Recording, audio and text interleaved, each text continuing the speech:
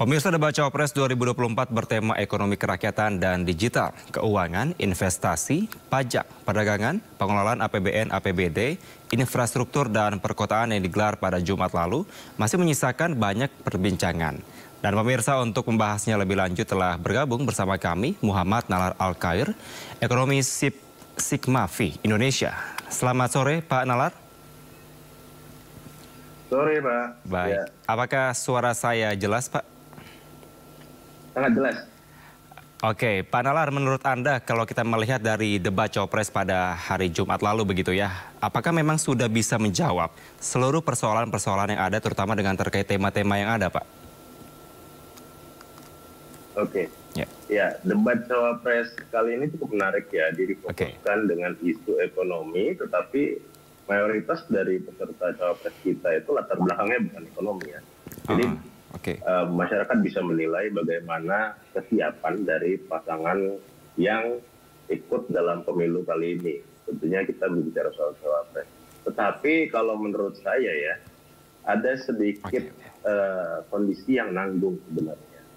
Nanggung bagaimana bahwa tidak dijelaskan how to-nya. Jadi bagaimana mereka kemudian mencapai dari janji-janji politik yang mereka tetapkan visi misinya untuk sektor ekonomi ini, tetapi caranya itu tidak dijelaskan dengan masyarakat. Jadi seolah-olah masih sebatas janji politik saja, jadi tidak kelihatan konkret atau tidaknya itu masyarakat dalam hal ini menurut saya belum bisa melihat secara jelas gitu ya.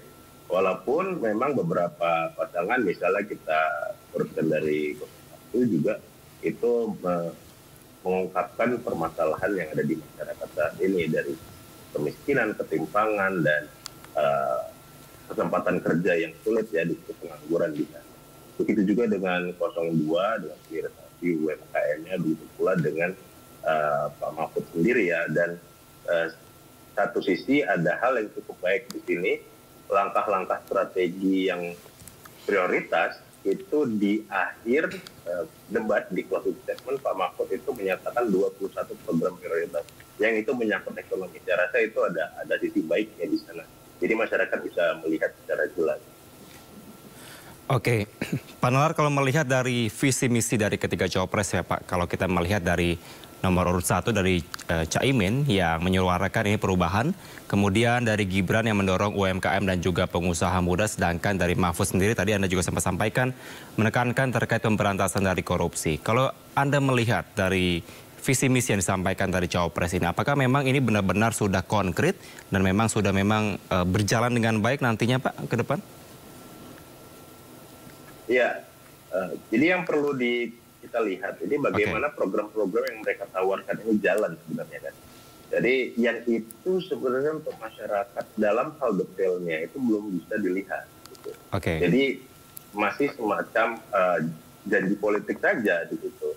Misalnya diucapkan bahwa misalnya dari paslon 02 terkait kredit UMKM dan segala macam itu. Nah, untuk meningkatkan kredit UMKM bagaimana, meningkatkan tax ratio-nya seperti apa. Nah, itu yang strateginya itu belum. Hilirisasi, misalnya hilirisasi dikatakan bahwa saat ini sudah hilirisasi, tapi jangan lupa bahwa hilirisasi saat ini menurut saya bukan real hilirisasi, karena masih pada satu step awal. Jadi belum dalam rangka produknya itu diolah dan memiliki nilai tambah lebih ya. Kita harus melihat, karena misalnya contohnya ini kalau kita harus melihat di situ. Nah, sama juga misalnya 17 juta lapangan kerja, terus juga ada 19 juta lapangan kerja, bahkan segala macam how-to-nya yang sebenarnya yang ditunggu-tunggu kan. Oke, Pak Nalar, kalau kita fokuskan di tema perekonomian begitu Pak ya, baik secara kerakyatan maupun digital. Menurut Anda selaku pakar ekonomi dan pengamat ekonomi, kira-kira sebenarnya hal apa yang paling krusial atau masalah apa yang dialami bangsa ini terkait masalah ekonomi yang seharusnya bisa menjadi fokus utama dari para Cawapres kemarin dalam menyampaikan visi misinya Pak? Ya, kalau dari saya ada beberapa hal penting ya. Pertama, yang harus diselesaikan adalah biaya hidup ya. Ini terkait ekonomi. Bagaimana masyarakat itu bisa hidup, daya beli, harga yang tinggi. Nah, kita sekarang dihadapkan dengan kondisi harga yang tinggi, harga pangan apalagi ya. dan kemudian disusul dengan harga transportasi karena diikuti dengan BBM yang naik ya. Ketika harga minyak dunia itu pun turun, tapi dia tidak begitu fleksibel turunnya. Dia tidak ikut turun. Kalaupun turun itu hanya sedikit sekali. Nah, di sini yang sebenarnya menjadi permasalahan ya, harga-harga bahan pokok itu menjadi permasalahan sosial. Yang kedua, masalahnya adalah masalah terkait pengangguran. Ya. Jumlah orang yang bekerja tentu itu akan membantu pertumbuhan ekonomi, memberikan nilai tambah yang dihasilkan dari orang yang bekerja. Itu yang akan menggerek ekonomi kemudian meningkat gitu. Nah, kesempatan kerja ini sebenarnya menjadi penting. Yang kemudian adalah ini dari sisi lebih ke sosial ekonomi ya. Menurut saya yang ekonomi kerakyatan di sini salah satu yang tidak boleh dilupakan terkait kemiskinan dan ketimpangan. Walaupun tidak direct, tapi ini masih terhubung. Itu menurut saya.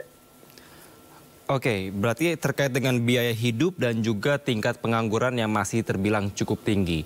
Kalau dilihat dari visi misi Cawapres yang disampaikan kemarin, mungkin terutama juga dari paslon nomor 02, ini juga sempat menaikkan atau menyampaikan terkait dengan istilah pajak untuk memperluas kebun binatang, yang mana ini mendapatkan komentar-komentar yang cukup negatif dari beberapa pakar begitu. Bagaimana Pak Nalar melihat hal ini, Pak?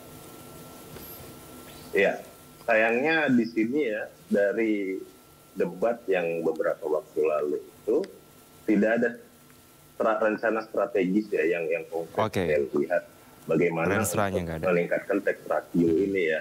Hanya UMKM ditingkatkan, tapi bagaimana gitu loh. UMKM kita banyak gitu loh. Nah, terus kemudian mau jadi berapa angkanya gitu. Ini kan yang menjadi sebetulnya, jadi kalau menurut saya debatnya agak nanggung. Jadi how to-nya tidak terlihat, bagaimana meningkatkan tax ratio itu, ya, dan juga di sini maksudnya tax ratio dari 02 ketika ditanya Pak Mahfud dari angka apa perbandingannya juga tidak dijawab, malah mengambang kemana-mana misalnya ke kebun binatang dengan perluasan target pajak dan sebagainya. Oke, tapi kalau Anda melihat dari statement disampaikan Gibran pada hari Jumat lalu, sebenarnya apa yang ingin disampaikan Pak Apo atau bagaimana sebenarnya penjelasan yang konkret agar masyarakat ini dapat mengetahui dengan baik dan tidak meraba-raba atau menspekulasi kira-kira apa maksudnya memperluas kebun binatang? Ya, saya rasa di sini maksudnya adalah ada peluang penerimaan kita tentunya dari pajak yang seharusnya masih bisa kita peroleh. Ya, tadi diilustrasikan dengan kebun binatang dan segala macamnya ya. Nah, karena memang kita harus akui bahwa rasio pajak kita itu belum, intinya bisa dibilang paling salah satu yang cukup rendah ya dibandingkan negara peer lainnya ataupun misalnya di Asia Tenggara. Jadi kita harus melihat peluang-peluang yang lain dan jangan lupa bahwa sistem dari pemungutan pajak kita itu juga belum memudahkan pelapor ya. Karena ketika orang sudah membayar pajak, orang masih yang namanya masuk input data sendiri, masukkan dan segala macam. Beberapa informasi masih harus dimasukkan. Nah, jadi sistem pelaporan pajaknya sendiri itu juga belum cukup dalam arti memudahkan masyarakat. Dan kalau saya sebagai ekonom dan peneliti ya, saya sempat ketemu dengan pedagang-pedagang UMKM. Mereka mau membayar pajak.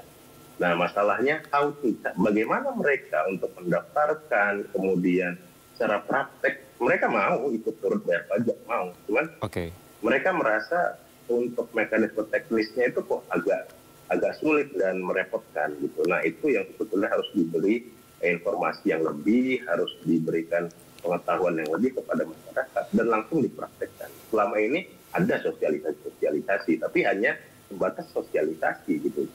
Tidak kemudian mengajari praktek secara langsung seperti apanya. Itu karena itu yang sebenarnya nanti dari mereka itu juga kita menerima pendapatan untuk negara kan dari pajak salah satunya. Gitu. Oke, apakah bisa dikatakan Pak Nalar dengan istilah yang disampaikan oleh paslon atau cawapres nomor 02 ini terkait dengan memperluas kebun binatang, itu berburu dalam kebun binatang artinya memang targetnya hanya itu saja dari objeknya, Pak?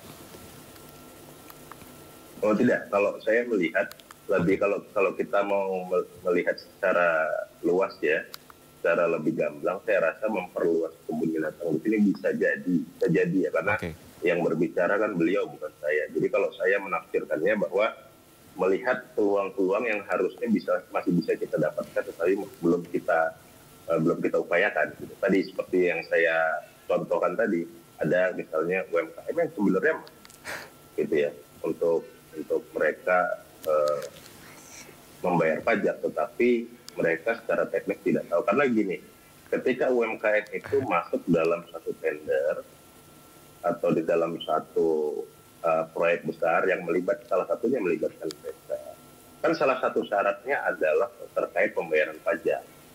Nah, sebenarnya kan ya, sistem dari kita itu sudah bagus terkait hal ini. Jadi mereka juga mau ikut terlibat, UMKM ini juga mau terlibat. Nah, dan mereka juga mau belajar, tetapi masalahnya itu tadi, untuk mereka mempraktekkan untuk skema pembayaran pajak itu masih dirasa cukup sulit. Gitu. Jadi memudahkan, intinya memudahkan.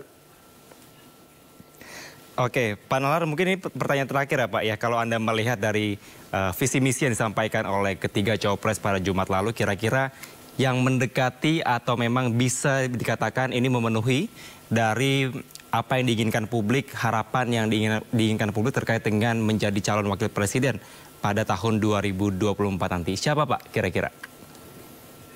Ya, terkait hal ini sebenarnya di antara tiga ini, mereka menerjemahkan sebenarnya permasalahan yang dialami masyarakat saat ini. Seperti yang saya bilang sebelumnya, ada yang menjelaskan masalah ketimpangan, ada yang menjelaskan masalah pekerjaan, pengangguran dan sebagainya. Nah, ini sebenarnya mereka tiga-tiganya juga menjelaskan hal ini. Akan tetapi tidak begitu detail.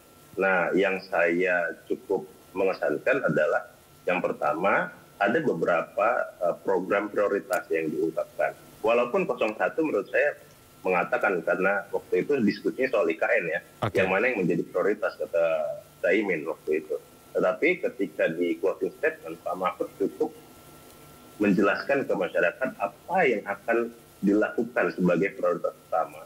Itu yang menjadi mungkin ya tertancap di benak publik ya, karena ada 21.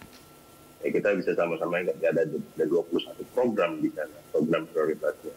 Baik soal ketenaga kerjaan yang sudah bisa lamar kerja, langsung lulus langsung kerja, dan kemudian satu desa satu puskesmas, segala macam. Dan dari 02 sebenarnya juga mengutarakan soal kredit UMKM ya di situ ya, untuk menjelaskan permasalahan saat ini juga kan. Kredit UMKM itu ketika UMKM tumbuh ada perekrutan juga, lapangan pekerjaan ya di situ sebenarnya.